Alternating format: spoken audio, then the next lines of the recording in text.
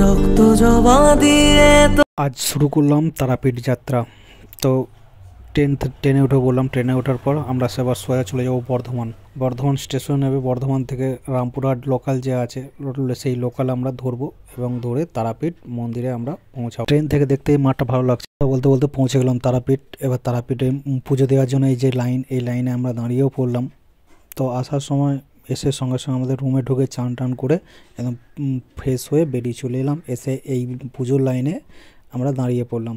এইভাবে লাইন যেতে হবে। এই যে এইখান থেকে লাইনটা যাচ্ছে, আমরা একটু রেস্ট করে ফেললাম, অনেকটা দাঁড়িয়েছিলাম বলে একটু রেস্ট করলাম। রেস্ট করতে করতে একটা ছোট ভিডিও করলাম যে না একটু দেখিয়ে দিই কীভাবে লাইনটা যায়। তো সেই লাইন দিয়ে আবার আমার যে মানে সঙ্গে ছিল আমার বন্ধু, সেই লাইনে ছিল, আমি একটু রেস্ট করলাম। তো আবার লাইনে ঢুকে গিয়ে ভেতর থেকে তখন দেখছি খুব সুন্দর সাজিয়েছে মন্দিরটা। তা সেই ভিডিও, এই মন্দিরের ভেতরে এটা আটচালাটা, এবং এই যেখান দিয়ে যাত্রীরা সবাই দাঁড়িয়ে মায়ের দর্শন করে, আর আমরা তো আছি এখন লাইনের মধ্যে। এখানটা আপনারা যেটা দেখছেন, এখানটা হচ্ছে পুরোটা আমাদের পুজো দেওয়াটা অনেকটা রাত হয়ে গেছে, যাত্রীতে ভর্তি হয়ে থাকে। আর যাত্রীতে যখন ভর্তি হয়ে থাকে, এপাশের একটা চালা আপনারা দেখতে পাচ্ছেন, এই যে আটচালাটা, এখানে হোমযজ্ঞ করা হয়। মন্দিরের যে হোমযজ্ঞ সেটা এখানে করা হয়। দেখুন কত সুন্দর লাগছে, আজকে কত সুন্দরভাবে সাজিয়েছে। যেহেতু আজকে দীপাবলির রাত্রি ছিল, যার কারণে এত সুন্দর করে, আরও সুন্দর করে সাজিয়েছে। এবং অনেকটা রাত হয়ে যাওয়ার কারণে আমরা মন্দিরটা একদমই ফাঁকা ফাঁকা পাড়া পেয়েছিলাম।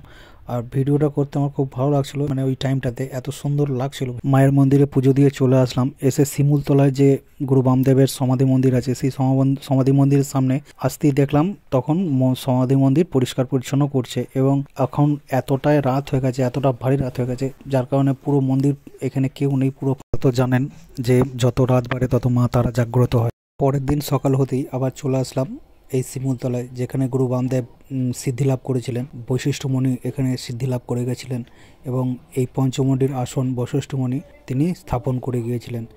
এই শিমুলতলায় গুরু বামদেবের সমাধি মন্দির আপনারা সবাই জানেন। এবং যারা আসেননি, যারা আসতে ইচ্ছুক, অবশ্যই আমার কমেন্টের মধ্যে জানাবেন। আমি তাদের সব ঠিকানা বা কোথায় হোটেল নেবেন, কিভাবে থাকবেন, কিভাবে পুজো দেবেন, সব ডিটেলস আমি আপনাদের দিয়ে দেবো। এই যে আপনারা হার কার্ডটা দেখতে পাচ্ছেন, এই হার কার্ডটার মধ্যে এটা হচ্ছে হার কার্ড নয়, এটা এখানে যদি কারো ফাঁড়া থাকে সেই ফাঁড়া এখানে কাটানো হয়। এইটাতে গুরু বামদেব চোট দিয়ে মায়ের পুজো দিতেন। মা তারা এখানে স্বয়ং বিরাজমান। আপনার ভক্তি এবং শ্রদ্ধা আপনাকে আপনার নিজের স্বপ্নের জায়গায় নিয়ে চলে যাবে। কারণ মা তারা আপনি যখনই যাবেন সব সময়ের জন্য এখানে কিন্তু বিরাজমান। এই যে হার কার্ডটা আপনারা দেখছেন, যদি কোনো মানুষের কোনো ফাঁড়া থেকে থাকে, ফাঁড়া, সেই ফাঁড়া এখানে কাটানো হয়। নতুন মন্দিরের ঠিকানা আপনাদের দিয়ে আমি থাকি এই আমার এই চ্যানেল থেকে। এবং আমার এই কাজটা আমি নিজে বেছে নিয়েছি যে আমি সমস্ত রকম মন্দিরে গিয়ে আপনাদের সমস্ত রকম ডিটেলস তুলে ধরবো আপনাদের সামনে।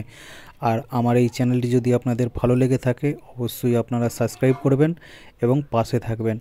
আমাদের হিন্দু ধর্মের প্রচার করতে আমাকে সাহায্য করবেন। ধন্যবাদ। জয় মা তারা।